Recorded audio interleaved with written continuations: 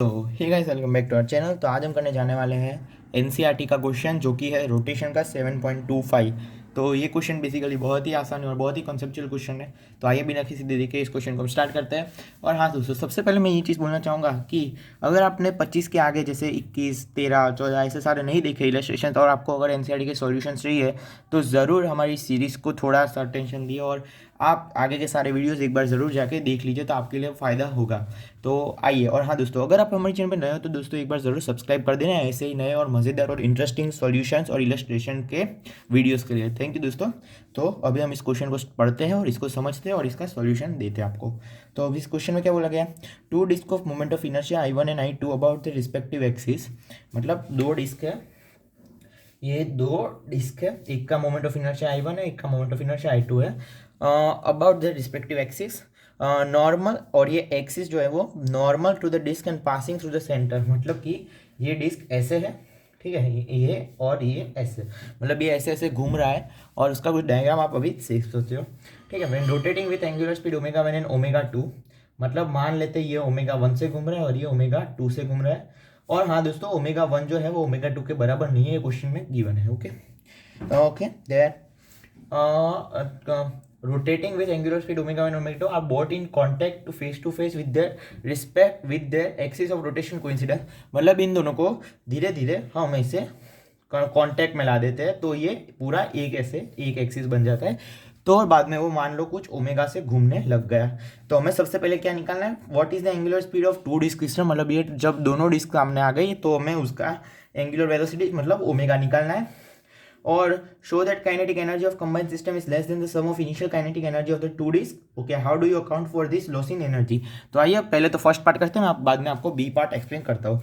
तो first part के लिए आपको क्या करना है, एंगुलर मोमेंटम का कंजर्वेशन करना है। क्या करना है, एंगुलर मोमेंटम कंजर्वेशन। ओके, तो अगर इन दोनों को मैं सिस्टम मानता हूँ, इन दोनों डिस्क को एक सिस्टम मानता हूँ, तो इनिशियल एंगुलर मोमेंटम में क्या लिखूंगा, I1 omega 1 plus I2 omega 2। तो इधर मैंने प्लस क्यों लिया, प्लस मैंने इसलिए लिया क्योंकि क्वेश्चन में बोला है, नहीं बोला कि दोनों ये जो डिस्क है वो ऐसे ऑपोजिट घूम रहा है। मतलब ये ओमेगा ऐसे नहीं बल्कि ऐसे घूम रहा है। ठीक है, मतलब इसमें ओमेगा की डायरेक्शन उल्टी, ऐसे नहीं बोला। ठीक है, मतलब दोनों सेम सेंस में घूम रहे, इसलिए मैंने प्लस लिया। I1 ओमेगा 1 बराबर I2 ओमेगा 2। और हाँ दोस्तों, जब भी दो बॉडी जुड़ता है तो उसका मोमेंट ऑफ इनर्शिया क्या ऐड हो जाता है और वो उसका सेंटर का क्रॉस हो जाएगा I1 प्लस I2। मान लो ओमेगा फाइनल, जो कि ओमेगा मैंने बता दिया स्टार्टिंग में। तो यहाँ से सिंपली हमारी ओमेगा की वैल्यू तो निकल गई, I1 omega 1 plus I2 omega 2 upon I1 plus I2। ठीक है, ये हमारी ओमेगा की वैल्यू आ गई। अभी हमें दूसरी चीज क्या निकालनी है, बी पार्ट में बोला गया है, मैं आपको क्वेश्चन सीधा एक्सप्लेन कर देता हूँ। बी पार्ट में बोला गया है कि हमें वो दिखाना है कि kinetic energy of the combined system, kinetic energy of the combined system. मतलब कि देखो दोस्तों, जब रोटेट होता है और उसका मोमेंट ऑफ इनर्शिया सेंटर के अक्रॉस आई होता है और वो ओमेगा से रोटेट कर रहा है, तो उसकी सेंटर के अक्रॉस होती है half I omega square energy. ये हाफ आई ओमेगा स्क्वायर होती है। तो भी फाइनल काइनेटिक एनर्जी अगर मैं फाइनल निकालूं, काइनेटिक एनर्जी फाइनल में निकालूं, तो half into moment of inertia क्या हो जाएगा, I1 प्लस I2।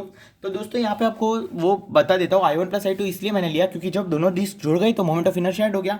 तो उसका final moment of inertia I1 plus I2 multiplied by हमने ओमेगा की वैल्यू ऊपर जस्ट अभी निकाली ही है, और वो कितनी हो जाएगी, I1 omega 1 plus I2 omega 2 का whole square upon I1 plus I2 का whole square half I omega square. तो ये तो कट गया सीधा सीधा, तो ये मेरे पास क्या जाएगा, half into I1 omega 1 plus I2 omega 2 का whole square upon I1 plus I2। ठीक है, बस मैं यहाँ तक ही इसको रहने देता हूँ। तो ये हमारी आ गई क्या, काइनेटिक एनर्जी फाइनल। ओके, ये हमारी आ गई काइनेटिक एनर्जी फाइनल। अभी काइनेटिक एनर्जी में इनिशियल निकालूँ, काइनेटिक एनर्जी में इनिशियल अभी निकालता हूँ।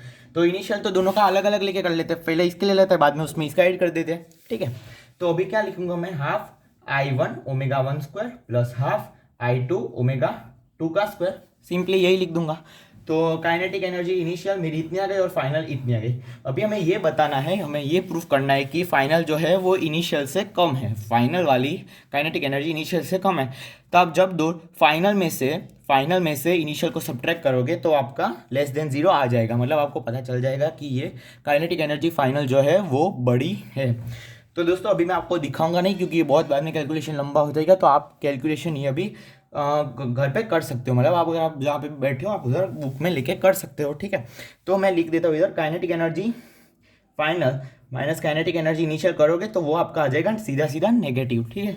ये बस इस दोनों इक्वेशन मतलब इन दोनों को इसमें से इसको सब्ट्रैक्ट कर दो तो आपको ये मिल जाएगा।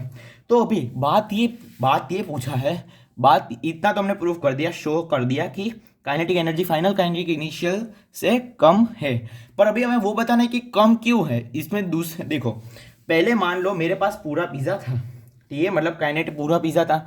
सबसे पहले मेरे पास 4 भाग थे पिज़्ज़ा के, अभी 3 भाग तो गए, 3 भाग चले गए और एक पार्ट बचा रह गया। ओके, एक पार्ट बचा रह गया। तो मैं आपको भी एकदम आराम से अच्छे से एकदम सिचुएशन आपको समझाता हूँ कि ये जो 4 पार्ट थे पहले पिज़्ज़ा के 4 पार्ट, वो मतलब पूरा का पूरा इनिशियल एनर्जी है, ठीक है, हमारी इनिशियल काइनेटिक एनर्जी है, इनिशियल काइनेटिक एनर्जी। और ये 3 पार्ट आ गया, वो क्या आ गया, हमारी फाइनल काइनेटिक एनर्जी। क्योंकि आप देखोगे तो आपको फाइनल काइनेटिक एनर्जी है वो इनिशियल से कम दिखी। यहाँ पे अभी अभी हमने प्रूफ किया, ठीक है, काइनेटिक एनर्जी फाइनल जो है वो इनिशियल से कम है। तो अभी उसका एक पार्ट बचा, तो हमें क्वेश्चन में ये पूछा है कि ये चौथा पार्ट गया किधर, ठीक है। अगर फाइनल अगर इनिशियल से कम है तो इसमें कुछ दूसरा भी आया होगा, तो ये गया किधर, तो ये पता है कहाँ गया होगा। मैं आपको एकदम अच्छे से लिख के बताता हूँ कि ये कहाँ गया होगा।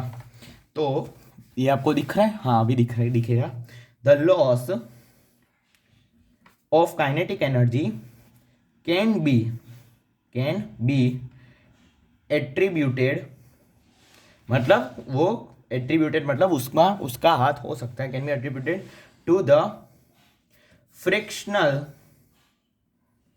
Force that comes in play